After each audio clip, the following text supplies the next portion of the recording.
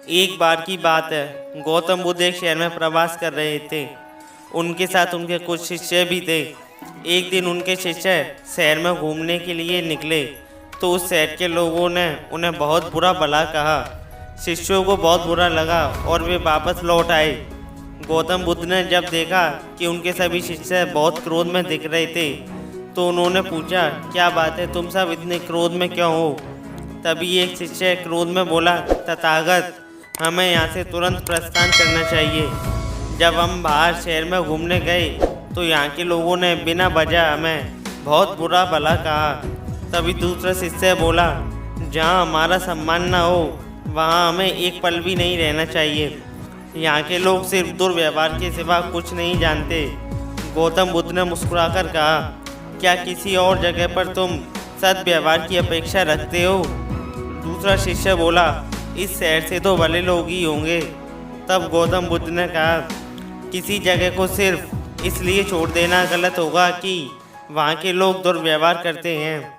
हम तो संत हैं, हमें तो कुछ ऐसा करना चाहिए कि जिस स्थान पर भी जाएं, उस स्थान को तब तक न छोड़ें जब तक अपनी अच्छाइयों से वहाँ के लोगों को सुधार न दें। हम जिस भी स्थान पर जाएं, वहाँ के लोगों का कुछ न कुछ भला करके ही वापस लौटें।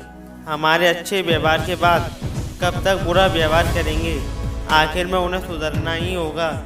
वास्तविकता में संतों का कार्य तो ऐसे लोगों को सुधारना ही होता है। सही चुनौती वो है जब हम विपरीत परिस्थितियों में खुद को साबित कर सके। ये सभी बातें सुनकर बुद्ध के प्रिय शिष्य आनंद ने प्रश्न किया, बनते उत्तम व्यक्ति किसे कहते हैं? इस पर बुद्ध ने जवाब दिया, जिस प्रकार युद्ध में बढ़ता हुआ हाथी चारों तरफ के तीर सहते हुए भी आगे बढ़ता है, ठीक उसी तरह उत्तम व्यक्ति भी दूसरे के अपशब्दों को सहते हुए अपना कार्य करता है। खुद को वश में करने वाला प्राणी से उत्तम और कोई नहीं हो सकता। गौतम बुद्ध की बात शिष्यों की अच्छी तरह से समझ में आ गई और उन्होंने वहाँ से जाने का इरादा त्याग दिया।